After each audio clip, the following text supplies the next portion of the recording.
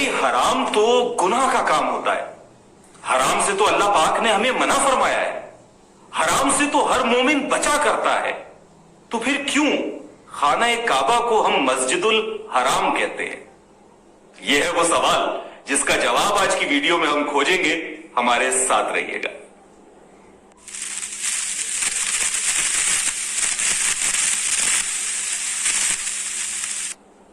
कहता हूं सच कि झूठ की आदत नहीं मुझे।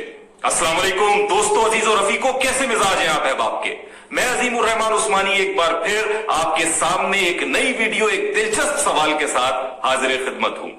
लेकिन अगर इस चैनल पर आप नए हैं, अभी तक आपने चैनल सब्सक्राइब नहीं किया है, तो जान लीजिए कि यहां दिलचस्प और मुश्किल तरीन सवालात पर गुफ्तगू होती है। लिहाजा चैनल सब्सक्राइब हो जाए, बेल आइकन दबा दें ताकि हर हफ्ते मेरी वीडियोस आप तक पहुंचती रहे।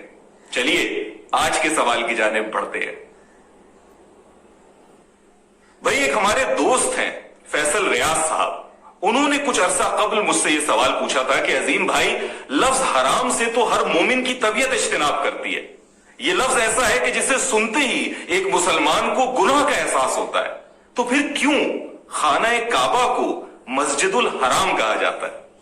ये बड़ा दिलचस्प सवाल है, बड़ा इंटरेस्टिंग क्वेश्चन है, वैलिड क्वेश्चन है।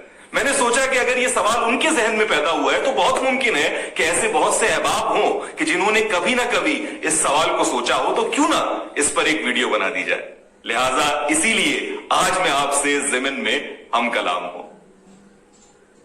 अजीजाने मन, असल मसला उर्दू और अरबी जबान का आपस में गटमट हो जाना है।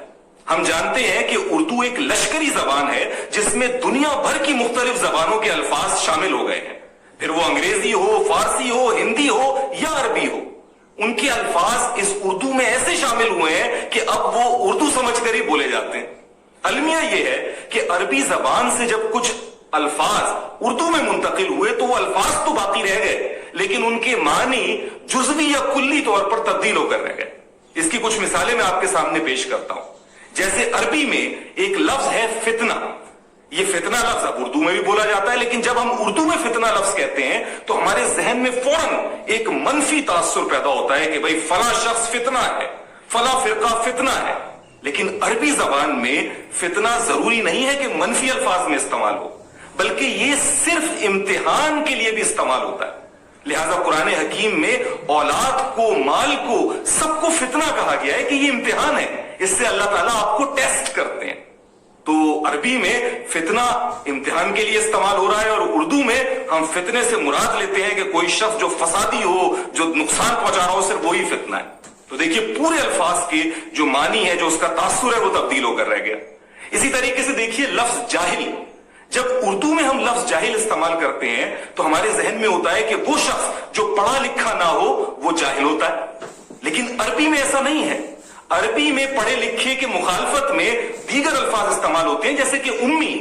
लेकिन जाहिल का लफ्ज उस शख्स के लिए इस्तेमाल किया जाता है कि जिसकी अकल पर जज्बात का पर्दा पड़ गया हो, चाहे वो गुस्से का पर्दा हो, चाहे शहवत का पर्दा हो, लेकिन उसकी अकल को जज्बात ढांप ले तो उसको जाहिल कहते हैं। और इसकी बड़ी जबरदस्त तहकीक डॉक्टर इसरार अहमद रहमुल्लाह ने अपने लेक्चर्स में पेश की है। तो देखिए यहां फिर मानी बिल्कुल तब्दील होकर रह गए।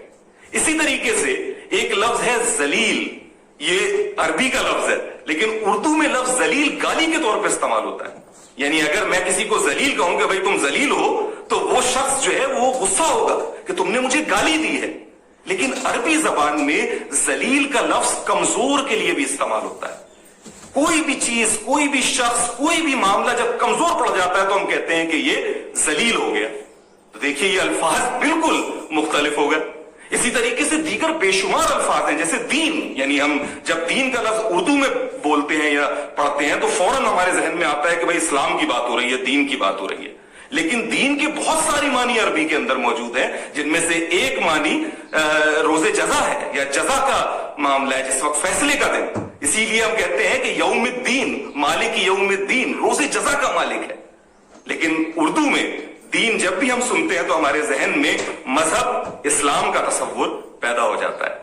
तो आपने देखा कि अल्फाज बहुत से ऐसे हैं जो अरबी से जब उर्दू में मुंतकिल हुए तो वो अपने मानी जुज़वी या कुल्ली तौर पर खो बैठे। اب جب یہ بات سمجھ آ گئی تو انشاءاللہ ہمارا جو آج کا سوال ہے اس کا جواب جاننا بھی آپ کے لیے ممکن ہو جائے گا. تو بھائی پھر سوال کیا تھا؟ سوال یہ تھا کہ حرام تو ایک منفی لفظ ہے، پھر دنیا کی سب سے پاکیزہ عبادت گاہ یعنی خانہ کعبہ کو ہم مسجد الحرام کیوں کہتے ہیں؟ تو جناب اس کا جواب بڑا سادہ ہے کہ لفظ حرام اردو میں الگ ہے، عربی میں الگ ہے، یا یوں کہیے کہ اردو میں وہ بہت لمیٹڈ ہے اور عربی میں اس کے معنی بہت وسیع ہیں. لہٰذا جب ہم اردو میں لفظ حرام سنتے ہیں تو ہمارے ذہن میں گناہوں کا تصور آتا ہے. ہمارے ذہن میں یہ آتا ہے کہ بھئی حرام کام نہیں کرنا ہے، جھوٹ نہیں بولنا ہے، چوری نہیں کرنی ہے، دھوکہ نہیں دینا ہے، کسی بے گناہ کو قتل نہیں کرنا ہے، حرام نہیں کھانا ہے، خنزیر نہیں کھانا ہے، مردار نہیں کھانا ہے. یہ ساری چیزیں ہمارے ذہن میں پیدا ہوتی ہیں جب ہم لفظ حرام کو سنتے ہیں. کیوں؟ کیونکہ اردو میں یہ انہی معنوں میں مستعمل ہو کر رہ گیا. لیکن جب ہم عربی کی بات کرتے ہیں تو لفظ حرام کے ایک معنی تو یہی ہے جو کہ ہم اردو میں استعمال کر رہے ہیں، لیکن اس کے وسیع معنی یا یہ کہیے کہ جو بنیادی معنی ہے وہ یہ ہے کہ حرمت اور عزت والی حدود. یعنی حرام لفظ حرم سے نکلا ہے، اے رے میم. حرمت، یہ عزت والی حدود، عزت والی جگہ، اس کو بھی حرام سے تعبیر کیا جا سکتا ہے یا حرم سے تعبیر کیا جا سکتا ہے. لہٰذا آپ جانتے ہیں کہ لفظ حرم بھی اپنے آپ میں موجود ہے. پھر محرم، یعنی میرے ذہن میں ابھی آیا کہ محرم جو آپ مہینے کی بات کرتے ہیں کہ محرم کا مہینہ کیوں سے محرم کہا جاتا ہے؟ کیونکہ وہ حرمت عزت والا مہینہ ہے اور اس میں اضافی پابندیاں ہیں. ان حدود کی مزید پاسداری کرنی ہوتی ہے جس میں نیکی کو اختیار کیا جائے اور بدی کو مکمل چھوڑا جا سکے. اسی طریقے سے جب ہم حج کرنے جاتے ہیں تو ہم احرام پہنتے ہیں، ٹھیک ہے، یہ بھی اسی لفظ حرم سے نکلا ہے، ہے رے میم سے. ٹھیک ہے، تو ہر چیز جو کہ اللہ کی حدود کی پاسداری کے لیے ہو، ان بندشوں کی جانب نشاندہی کرتی ہو جو کہ حرمت والی ہیں، عزت والی ہیں، اس کے لیے بھی لفظ حرم یا حرام استعمال ہو سکتا ہے.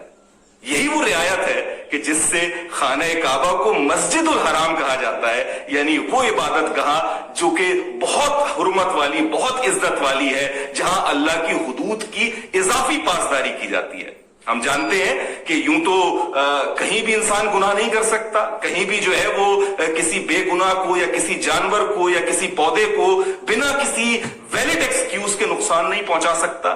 لیکن حرم میں یہ حدود اور بھی شدت اختیار کر جاتی ہیں کیونکہ وہ امن کی جگہ ہے. اور میں جانتا ہوں کہ جو بھی لوگ مسلمان ہیں جو سن رہے ہیں وہ میری اس بات سے واقف ہیں کہ حرمت والی جگہ سے میری کیا مراد ہے. اور مسجد الحرام اسی رعایت سے کہا جاتا ہے خانہ کعبہ کو.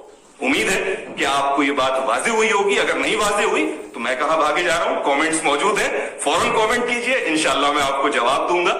اور انشاءاللہ اسی کے ساتھ میں آج کی ویڈیو کا خاتمہ کرتا ہوں، مگر اجازت لینے سے پہلے وہی درخواست، وہی ریکویسٹ، وہی استدعا میں دوبارہ آپ سے کروں گا کہ بھائی اگر ابھی تک چینل سبسکرائب نہیں کیا ہے تو میاں کیا کر رہے ہو؟ پلیز اپنے بھائی کے چینل کو سبسکرائب کرو، بیل آئیکن دبا دو تاکہ میری ویڈیوز آپ تک پہنچتی رہیں. اگلی ویڈیوز تک کے لیے عظیم الرحمان عثمانی کو اجازت دیجیے. السلام علیکم.